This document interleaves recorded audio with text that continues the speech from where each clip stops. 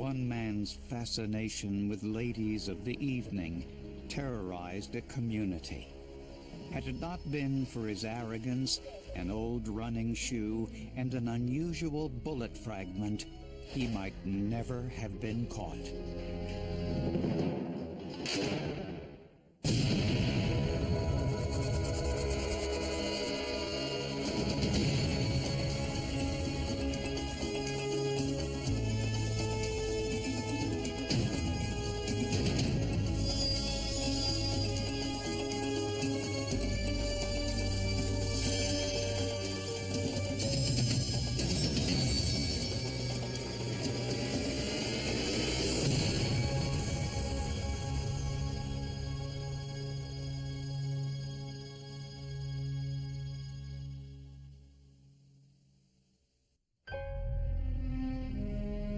Farming is big business in Bakersfield, California. The area boasts warm weather, flat terrain, and a sophisticated canal system for irrigation. In 1986, some hikers found evidence of a crime in one of those canals.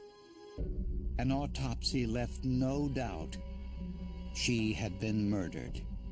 There were multiple gunshot wounds that were discovered. One bullet was recovered from the spine, from the spinal canal, and the other one, the bullet was recovered from the chest wall. The bullets were from a .38 caliber pistol. And these two bullets were recovered, but there was one hole. So both of those bullets entered through the same hole, and that would lead me to believe that there was a type of an assassination going on here. Decomposition made visual identification impossible, so the medical examiner relied on her fingerprints. They can use the dusting powder like they use for picking up latent fingerprints, and the prints can be developed that way. Her fingerprints were compared to thousands on file in the California State Database, and there was a match. The victim was 21-year-old Kay Bradley, who had an earlier arrest for prostitution. A background check revealed she had grown up in Los Angeles, was an A student in school, an accomplished horseback rider and dancer. Her aunt, who asked not to be identified, said Kay was destined for success. She was very artistic and loved to sing, loved to dance as a child, and never misbehaved. I don't think she was ever grounded or punished. She was always very close to her family. In the years after high school, Kay made some unfortunate choices. A young girl that had become involved with the wrong crowd, with drugs, and which led to her being involved with certain people that were not really what I would say the type of people I want my daughter to hang out with. The whole family was devastated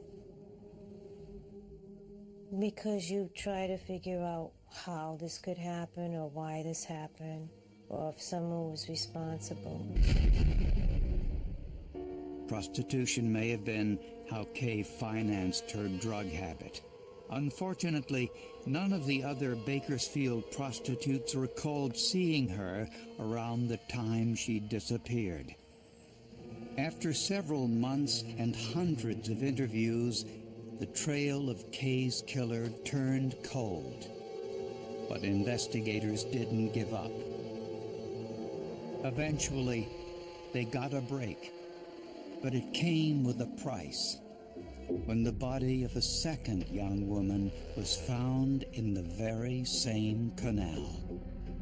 And at that point, you start thinking, maybe it's a serial killer, maybe there's something in the calendar or something, or the moon that causes a person to do this.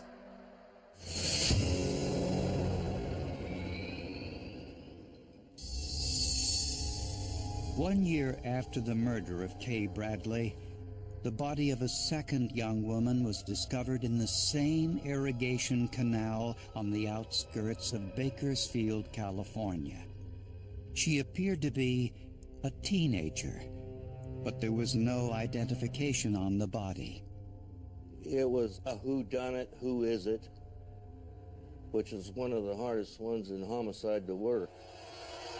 The autopsy revealed the girl was killed by 3 shots from a .38 caliber weapon. She received several wounds from the right front and was down. And while she was down, the final shot would have been the one in the back.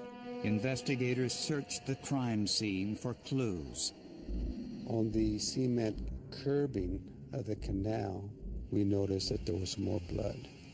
And so, in reading the crime scene, we know that the vehicle pulled off, parked on the shoulder. We're assuming that it was the victim's blood. And somebody then dragged the victim over to the canal and pushed her out. Police found 3 different shoe impressions in the soft dirt near the canal. They were identified as Adidas brand running shoes. Forensic expert Greg Laskowski analyzed the bullets from the victim's body, specifically the lands and grooves created when the bullet passes through the barrel. These are unique to every gun. He compared them to the bullets recovered from Kay Bradley. They lined up perfectly. The bullets from the first homicide victim and the bullets from the second homicide victim had the same class characteristics. That is, they had the same caliber, same make and type. They also had rifling characteristics on them that were identical.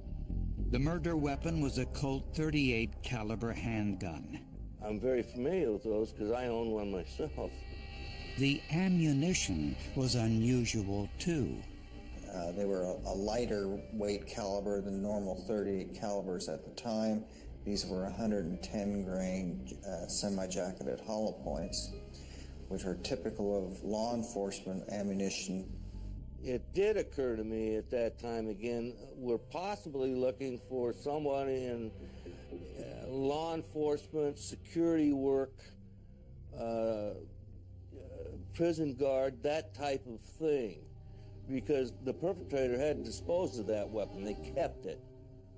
The first task facing investigators was to identify the young girl. Her description didn't match anyone listed in missing persons reports, and her fingerprints didn't match any on file with the California State Database.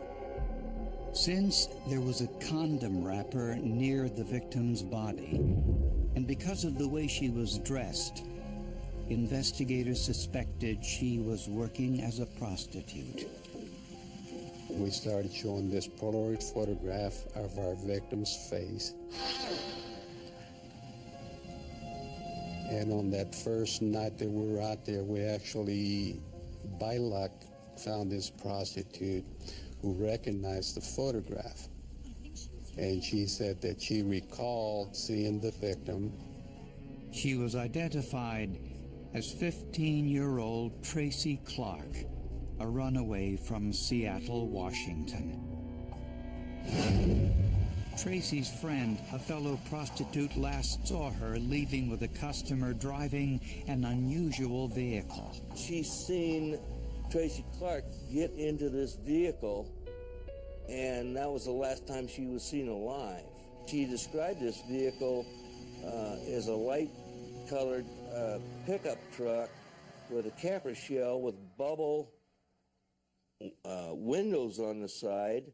But there were thousands of similar trucks in California. But the murder weapon, the type used by law enforcement, was a definite clue.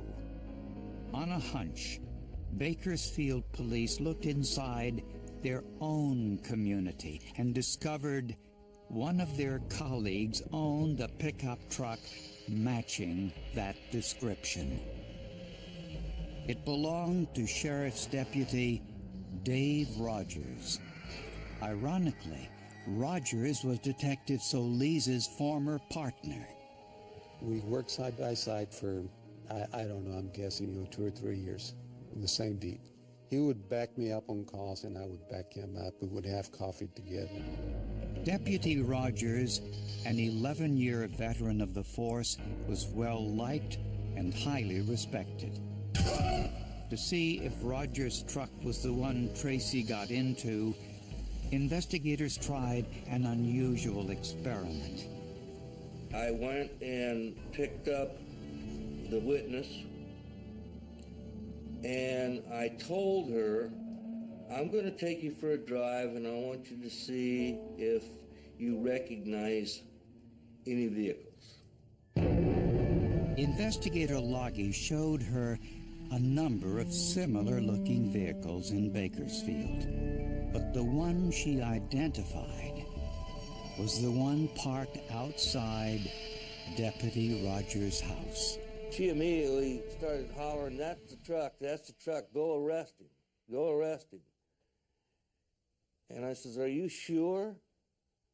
And she said, I'm positive. When questioned, Rogers denied any involvement in the murders. His service revolver, a Smith & Wesson .357 Magnum, was clearly not the murder weapon. And there was no record Rogers ever owned a Colt .38 caliber handgun. Both investigators and prosecutors needed much more than just their suspicions that Rogers was somehow involved.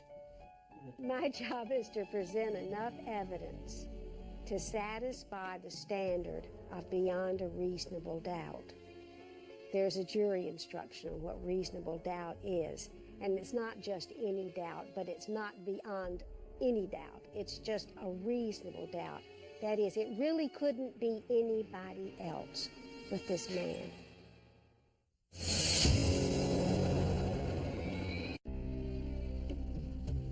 Bakersfield detectives had 2 unsolved murders. A suspect who was a member of law enforcement, but little else. So investigators went back to the witness who saw the second victim, Tracy Clark, getting into a light-colored truck and asked her if she could identify the driver. They showed her a photographic lineup consisting of 6 individuals. I advised the witness that I was going to show her a series of photographs that she may or may not recognize. Don't be afraid to say that you don't recognize anybody. You don't have to. It didn't take long. So that's the guy that drove that pickup truck that I seen Tracy get into the last time she was seen alive. And she pointed to Rogers, David Rogers. At that point, I didn't quite soak in, I can believe that we're looking at a deputy on the murder of 2 prostitutes. Deputy Dave Rogers once again denied any involvement in the murders. Since these were his colleagues, Rogers may have felt more comfortable during his interrogation than others would, and he did something consistent with that. He put his foot up on the desk. And Detective Mike Loggy remembered something. And I looked down and looked over, and there was the shoe tracks, the shoe that resembled the shoe tracks that was taken at Tracy Clark's scene. Was it possible that Rogers, an experienced law enforcement officer, would wear the same shoes to a murder interrogation he wore to commit the crime? Detectives sent Rogers' shoes to forensic analyst Greg Laskowski. There was the center logo, which identified the shoe as being Adidas, and the overall size of the shoe was consistent, but there was a chunk out in the tread pattern. Laskowski pressed the tread pattern of Roger's shoe into a mixture of fingerprint powder, Comet cleanser, and very fine clay. And sure enough, Laskowski saw the same tread patterns and same nicks and indentations in Roger's shoe impression that he saw in the impressions found at the crime scene. I was astounded to be able to identify David Rogers' shoe as having been at the crime scene. But to prosecutor Sarah Riles, it wasn't enough. I mean, you can put the 3 scoops of ice cream in there, that's fine, but it's not a banana split. But you've got to add the bananas, you've got to add the whipped cream and the cherry. The whipped cream and the cherry are the fluff. They're what makes it look good. The bananas are what makes the case. In the back of Roger's truck, police found dozens of pairs of women's underwear, nude pictures of prostitutes, and a .38 caliber Colt revolver. That was just unbelievable. You couldn't put in words what one was thinking at that point. It's as if, is this really all true? Is this a coincidence? To see if it was the murder weapon, it was fired into a water-filled tank to stop the bullet. It slows down the bullet, and relatively quickly, within a matter of 1 to 2 feet, the bullet falls harmlessly to the bottom of the tank where it can be collected.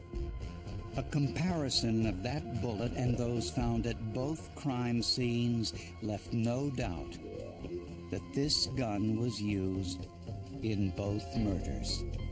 Now, Sarah Riles was satisfied. You know, it was all so clear then. Once we had all that laid out, I mean, there was nothing else it could be. And it was extremely important. And from the serial number, investigators discovered the gun was registered to the owner of a local diner. Interestingly, several years earlier, Deputy Rogers investigated a burglary call at that same diner. Behind the cash register was the owner's Colt .38 caliber pistol. Apparently, Rogers stole it. David Rogers went in there and picked that thing up and put it in his pocket, and he wrote down the theft report on it.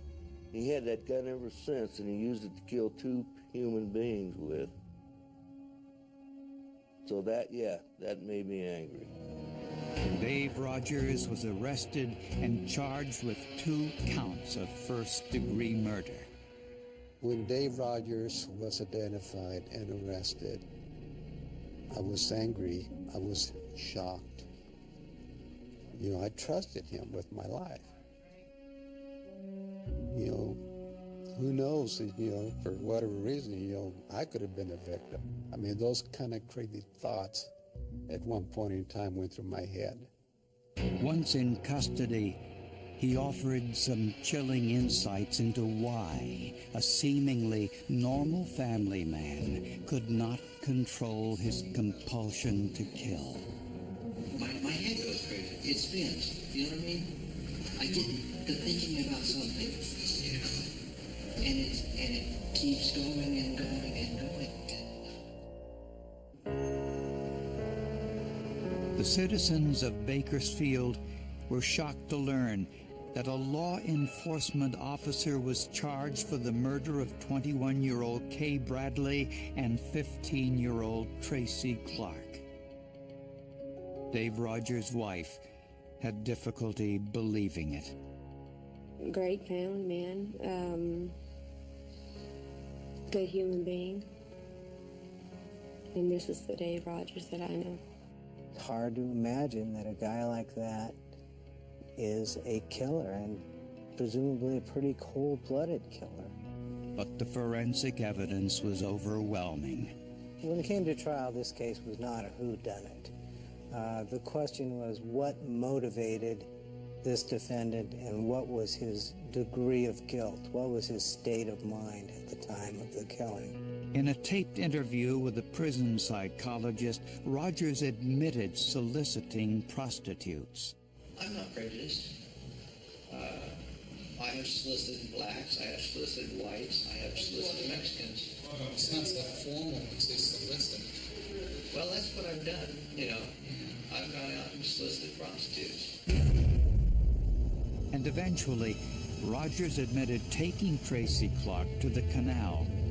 He claimed the two had a disagreement. She made some comment to him that I've been here too long.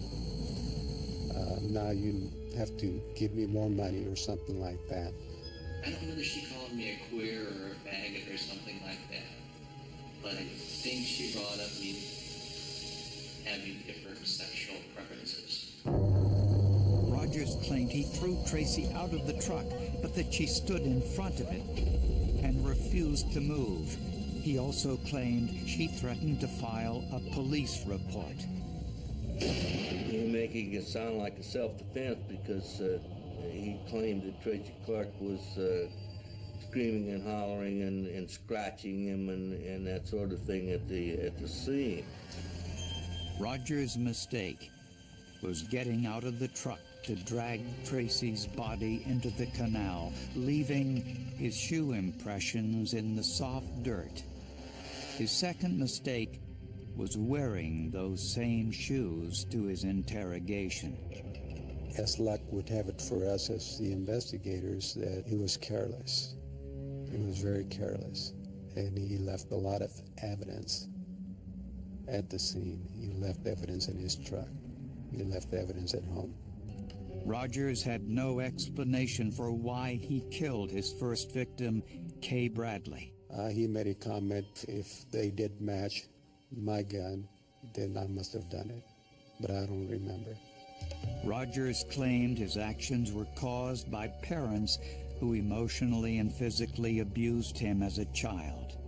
You know, to say that he was some sort of really nice guy who was just reacting to his childhood just kind of makes you want to throw up. Rogers also hinted he welcomed the death penalty. I can't deal with having killed this other person.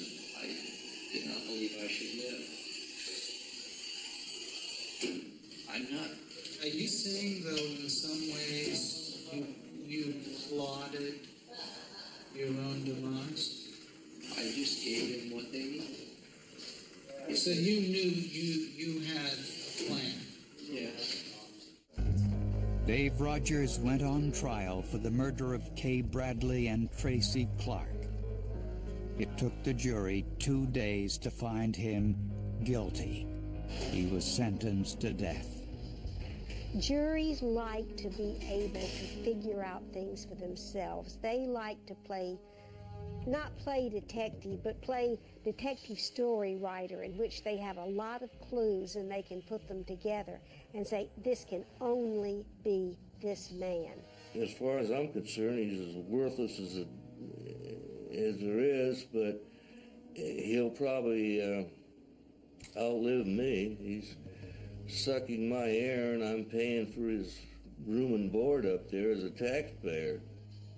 When I think about this case, the thing that really comes to my mind is how he really led that double life, how he seemed to be one thing and was accepted as that respectable law enforcement officer, and yet at night, like Jekyll and Hyde, he'd go out and have a completely different side, and how he seemed to have fooled everybody in his life until the criminalists and the forensics caught up with him.